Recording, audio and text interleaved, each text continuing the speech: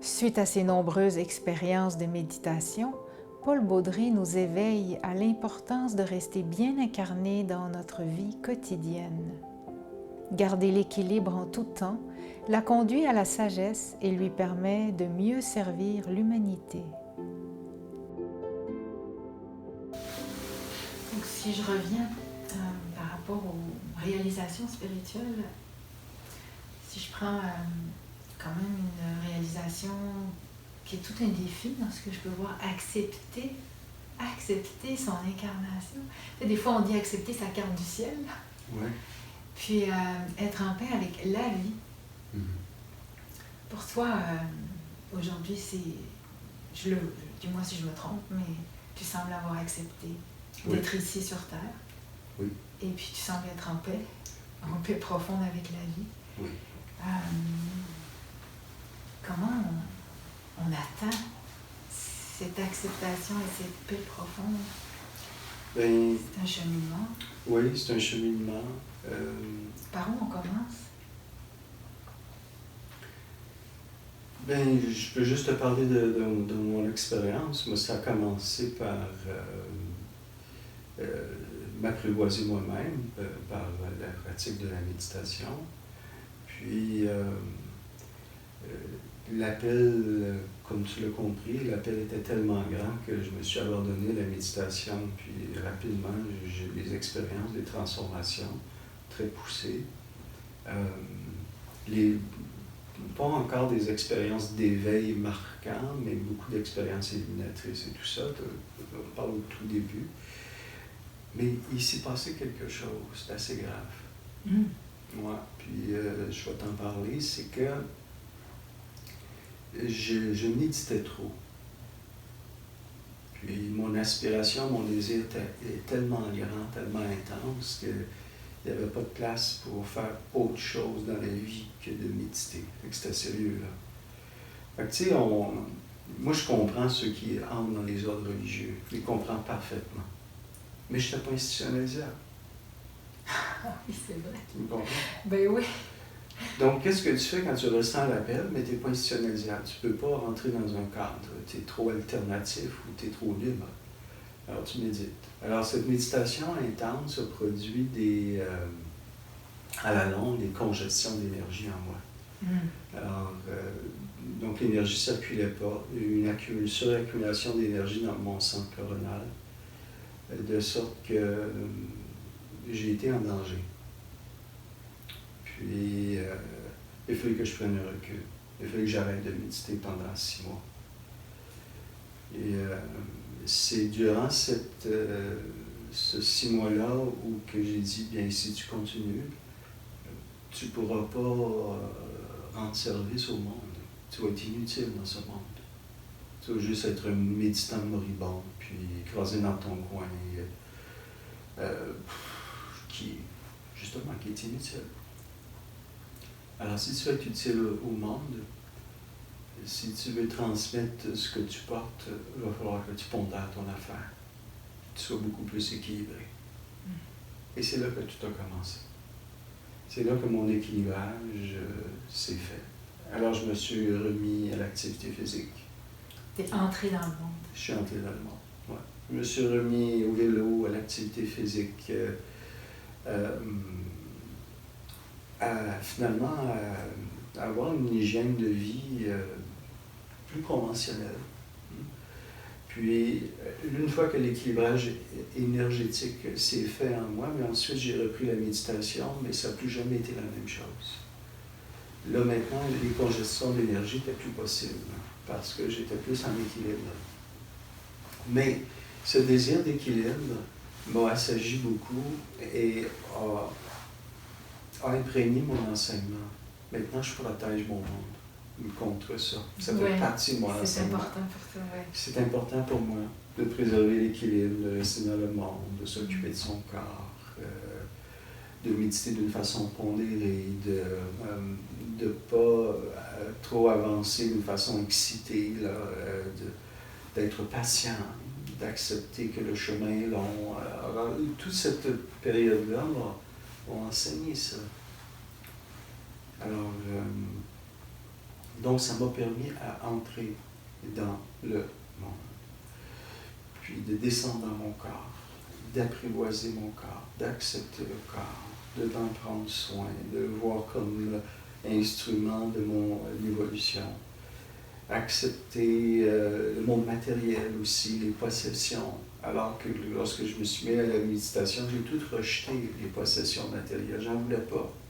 De façon naturelle, je ne veux pas de possessions matérielles. Puis est-ce que c'était un rejet parce que tu trouvais ça trop difficile d'être dans le monde, ou c'était plus un appel tellement fort que ça prenait plus de place? C'est juste l'appel qui était tellement fort. l'appel. Oui, c'est pas...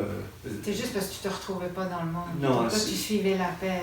C'est même pas ça. Je suis même pas posé ces questions-là. Non, non. L'appel est là, il est immense, il prend tout l'espace. Je fais juste y répondre. C'est tout. Sauf qu'à un moment donné, ça a manqué d'équilibre. Exactement. Ça a manqué d'équilibre. Puis là, quand tu es retourné dans le monde, tu dis que c'est pas la même chose. Je veux dire, au moment où tu as commencé ta phase de rééquilibrage, pendant les 6 mois où tu méditais pas, comment ça se passait avec le monde? Parce que tu avais quand même médité beaucoup avant. Oui, mais j'étais triste là, dans cette période-là. J'étais triste, j'étais en rééquilibrage, j'étais perdu. C'était très difficile.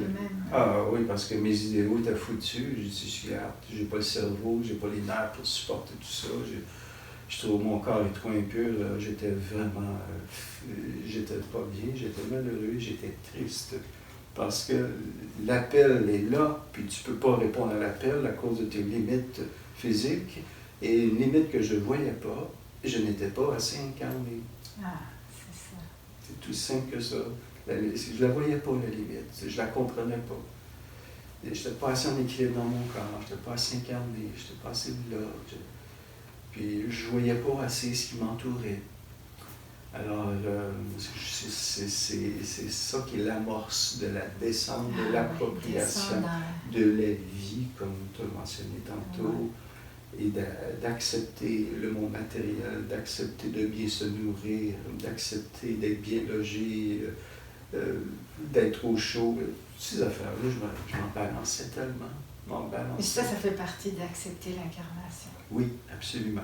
Puis moi, c'était ça le chemin déclencheur pour moi. Puis pendant ces 6 mois, tu ne savais pas si tu retournerais à la méditation. Ah ben oui, je le savais. Tu le savais. Oh, tu savais que c'était plus sage de prendre cette période d'équilibrage et de repos. Exactement. Mais tu savais que tu y retournerais. Oh, oui, je savais. Okay. Je savais que c'était mon corps qui était pas prêt. Je savais qu'il manquait quelque chose à ma compréhension de la pratique, puis pour aller plus loin dans mon cheminement. Donc, c'est une question d'équilibrage, chose qui... C'est une note dominante dans mon enseignement parce que c'est mon expérience. Ça revient tout le temps. Oui, c'est ça. Ça revient tout le temps. Je suis infaillible maintenant là-dessus, je suis intraitable, puis l'équilibre fait toujours partie de ma démarche. Ma démarche est maintenant pondérée, acceptée, équilibrée et complètement incarnée. Je suis rendu là. C'est ça qui fait que tu peux vraiment dire que tu es vraiment dans le monde, mais tu n'es pas... Ma pensée n'est pas de ce nom. Ça permet vraiment de comprendre ces actions. C'est ça, exactement. Donc j'ai accepté les possessions matérielles, j'ai accepté que c'était comme ça qu'il faut vivre en ce monde, puis voilà, qu'il faut une hypothèque, puis des économies, puis c'est toutes des choses que j'ignorais, que je voulais, auxquelles je ne pensais pas, que j'aspirais pas. Ouais. Comment tu vivais, parce qu'il y a beaucoup de souffrance dans le monde. Donc, il y a toujours une part de nous qui reste, on aime ça rester à l'abri quand on médite.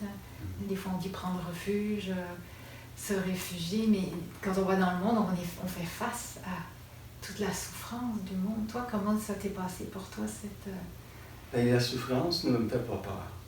Ça n'a jamais... Depuis le début? Depuis le début, la souffrance ne me fait pas peur. La souffrance physique, psychologique, ce pas des choses qui me font peur. Ça, c'était déjà là au départ? C'était là au départ. Je peux terroriser par les émotions des autres ou mes émotions. Donc, tu n'avais pas peur du monde? Non. C'était pas ça, toi? Non, pas du tout. C'était un immense décalage au moment où tu t'es incarné. Oh, oui, j'avais pas peur de la mort non plus. D'où tu arrives, puis Exactement. d'où tu venais, puis où tu es arrivé. C'est ça. C'est vraiment ça. Puis j'avais pas peur de... Quand tu me parles comme ça, j'ai pas peur pour moi. Je suis comme ça. J'ai pas peur pour mon moi-même. Les gens ont beaucoup peur de leur ce qui va arriver, ce qui va m'arriver pour de petits moi. Je crois pas avoir tellement ça a priori. Je pense pas que ça fait partie de ma nature. Donc, aller loin vers moi, aller vers ma grandeur, pratiquer la méditation, puis vivre dans le monde, la souffrance du monde, c'est pas des choses qui me font peur parce que j'ai pas tellement d'attachement moi-même. Comme je disais tantôt, j'ai pas d'intérêt à parler de mon histoire personnelle, mon passé, recenser ça, puis je crois aussi que ça fait partie du portrait général, là, qui m'a conduit à ma vérité intérieure. Donc, il y avait des acquis quand même qui étaient là au départ. Ben, quand tu me parles comme ça, là, c'est de plus en plus clair en moi, oui. Donc, tu dis qu'il n'y avait pas de peur, de souffrance pour toi-même, mais est-ce que tu as pu ressentir quelque chose par rapport à la souffrance extérieure, la souffrance des autres, la souffrance du monde? Comment tu vivais avec ça? Ben, il y a de la souffrance dans le monde. Oui, il y a de la souffrance dans le monde, mais à cette époque-là, on parle quand je n'étais pas là encore. J'étais pas là, j'étais plus à me guérir, pour mieux guérir le monde. La compassion qui est l'écoute, le ressenti de la souffrance des autres vient quand tu es suffisamment en amour avec toi-même, quand tu es suffisamment guéri, quand tu es suffisamment pacifié. C'est là que naît la compassion. On peut se faire croire qu'on a de la compassion, mais la plupart du temps, c'est une compassion pour compenser notre peur de souffrir. C'est pas une compassion pure et réelle comme l'enseigne le bouddhisme, c'est pas l'amour fondamental. C'est un amour, une compassion qui rapporte, un amour, une compassion qui compense et qui protège. Donc, moi, je n'ai pas adhéré à ça. La compassion que je vis maintenant, l'amour que je vis est réel. Mais à cette époque-là, quand je commence, parce que c'est ça dont il est question, je ne le ressentais pas. C'était le temps de guérir puis de me soigner. Tu avais déjà cette sagesse de prendre soin, de te soigner, de te guérir. Ah, c'était clair. C'était clair. Mais c'était clair depuis le début. Depuis le début. Moi, je devais me soigner parce que moi, j'avais le désir d'aider les autres. Parce que je n'étais pas vraiment préoccupé par moi-même, mais j'étais beaucoup plus préoccupé par le bonheur puis le bien des autres. Ça aussi, c'était naturel. Donc, quand je méditais, c'est pour me soigner, pour ensuite mieux soigner les autres. Pour le bien de tous. Pour le bien de tous. C'est pour ça que je méditais. Je méditais pas juste d'une façon égoïste pour mon petit bonheur. J'ai jamais médité pour être heureux. Ça doit changer les méditations, ça. Complètement. Je n'ai jamais médité pour être heureux. Non. Puis pour être confortable, puis être détendu, ça n'a jamais de toute mon existence fait partie de mes méditations. Donc quand tu fermais tes yeux puis que tu allais dans ton monde pour te soigner, tu étais en lien avec le monde, par juste cette aspiration pour le bien de tous. Ce que je veux dire, c'était peut-être pas juste avec toi. Ou tu étais avec toi, mais avec une bénédiction pour le monde naturel.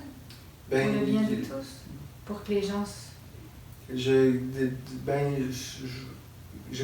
je méditais, dès le début, je méditais pour une expérience divine. C'est tout. Dès le début, puis l'expérience divine, c'est pas le bonheur, ça, là. C'est pas le bien-être, c'est pas... Oui, ça produit du bonheur, du bien-être, mais c'est pas le but réel. Je méditais pas pour soutenir mon moi.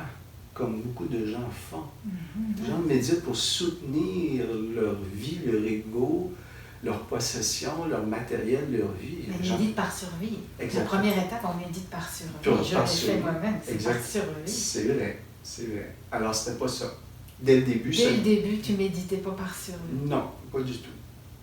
Tu Non. méditais pour aller plus loin. Pour une expérience Pour divine. une expérience. Et non, pas peur de le dire, pour faire l'expérience de Dieu.